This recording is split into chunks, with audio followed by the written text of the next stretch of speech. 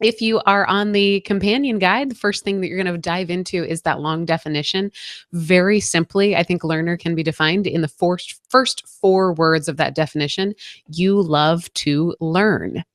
And with learner, I think it blends together actually with quite a few other themes when you're trying to isolate it and really define it. So my role at the top of our show is I will just help us really think about what is learner, what does it look like from a leadership lens, and then we've got a great guest who's going to help us dive into it and give a real personal story to it. With learner, it is more about the process of learning than the outcome itself. It's the subject matter that you might find a little bit interesting, but it's really that piece around going from not knowing, the discomfort of figuring it out, and then into knowing. And for learner, I feel like there might be a little bit more of an awareness of where you are in that journey and an attraction to it. A couple of the words I'll pull out from our long definition: you are energized by the steady and deliberate journey from ignorance to competence, whether it's yoga or piano lessons or graduate classes. That sort of excitement might lead you to engage in formalized learning experiences, or you might go about it in a more informal way. But this sort of drive, this joy of learning, this attraction to that journey from ignorance to competence enables you to thrive when things are changing, when there's dynamic work environments, or when you're asked to take on assignments maybe that you haven't already mastered. Now, the learner theme does not necessarily mean that you're going to seek to become the subject matter expert in a specific area, or that you're striving for any sort of external respect that accompanies professional or academic credentials. Really, the outcome of the learning is less significant to people with learner than the process itself, the getting there, as it says in the definition.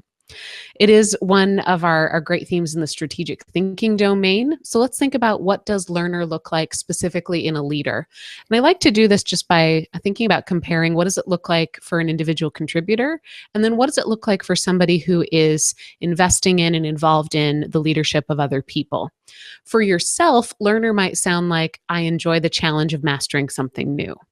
For a leader, it could sound like, current challenges and future trends both offer opportunities to master something relevant. So maybe the difference there is not just, hey, I'm open to yoga and piano lessons and graduate classes. Maybe the difference is, let me focus my open-mindedness, my desire to move through the disequilibrium of learning to mastery. Let me focus that on something that's relevant and meaningful to my people, to my organization, or to my challenge. There is this emotional aspect to learner. I was listening to season 1 of Learner this week, which is another great podcast. If you haven't caught it, you should check it out. It's with Paul Allen and Kurt Liesfeld, and they talk about something I hadn't caught with learner previously, and that is the emotional piece to it, that everybody could enjoy learning, but those with learner really feel charged by it. That ability to go through not being the smartest person in the room, not knowing, and then to knowing, that does something for them. It recharges them. It brings them a sense of joy and emotion and energy that probably people without learner don't experience in the same way. So think about learning more about that emotional charge that you feel. Find the most natural connection that you can create in that emotional charge, the most natural connection to people. Is it learning about the people who you lead, staying ahead of the competition, studying successes? Learner's going to enable you as a leader to catch on really quickly where others might be thrown by something new, that discomfort that comes from not knowing. Even though learners can understand that that is part of the process, those without learner who you might be leading or working alongside may not have the same sort of emotional charge or comfort around that. So how does that, how does that make you uniquely valuable to folks? The comfort in not knowing, the open-mindedness and knowing where to go to figure something out. I think that piece could also lend itself to adapting to changing leadership landscapes pretty well. And that might mean shifting. How do you deal when priorities shift? How do you help other people deal when priorities shift? Think about the oxygen mask idea on an airplane. If you've ever listened very carefully to a safety briefing on an airplane, they say, in the event of an emergency, should you need it, oxygen masks will deploy. It's funny. It's somewhere in my brain. I didn't write this down or practice it, but apparently I can recall it almost word for word. So they tell you the oxygen masks will come down from the ceiling, and then what's the next thing they make sure you want to do? They want to make sure that you put your mask on before you help somebody else around you. And I think that is a great leadership extension of learner, because you can adapt quickly to change. That kind of open-mindedness, the ability to be comfortable in not knowing. Think about how quickly you can acclimate yourself and then serve others who maybe don't have that same quickness. So find the best avenues for discovery. You can think about acclimating to change even quicker. It's a talent, so it's something you can invest in, and I think you can do that by honing your best learning tactics. Do you learn in the car, in the bathtub, at happy hour? How are you constantly exploring and feeding new concepts? It is sort of an external theme. You'll notice this if you compare it to, say, intellection, even to ideation.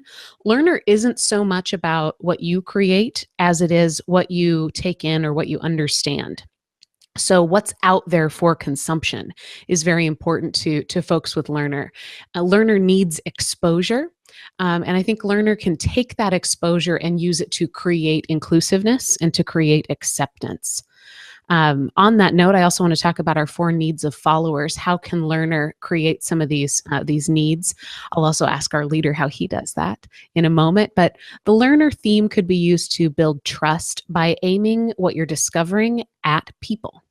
What can you open yourself up to that's relevant? That might mean reading a book about a specific geography that's written by a local author, or that might mean understanding a culture that you didn't know otherwise, or it might mean something as simple as sitting down and asking folks, how did your family spend their weekends when you were growing up? A leader might use learner to provide stability. Think about learner as something that has a toughness to it. Learners are prepared not to be the smartest people in the room. They're prepared to not know.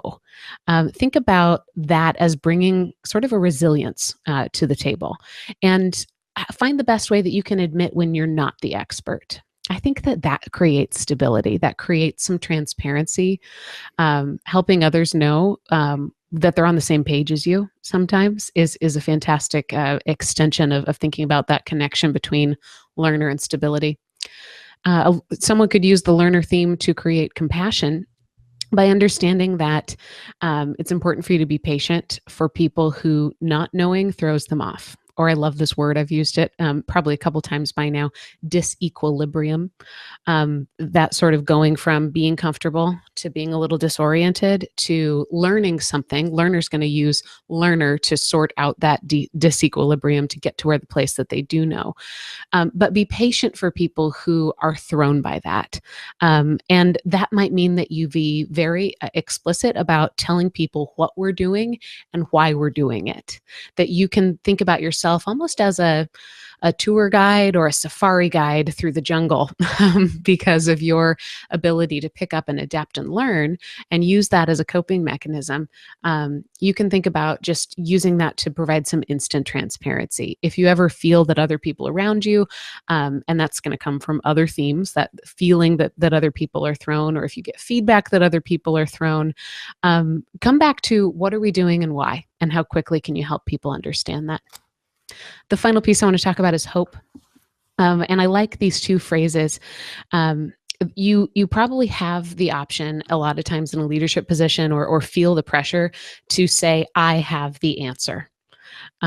With learner, I think it opens you up to, instead of to have to say that all the time, to say, we can find out. And that is hopeful. There's a lot of hope in being able to dive in together and learn something. And I think it's releasing for the leader not to have to know it all, but to know where to go to figure it out. And to be able to use that in a way that inspires and helps other people perhaps do the same thing.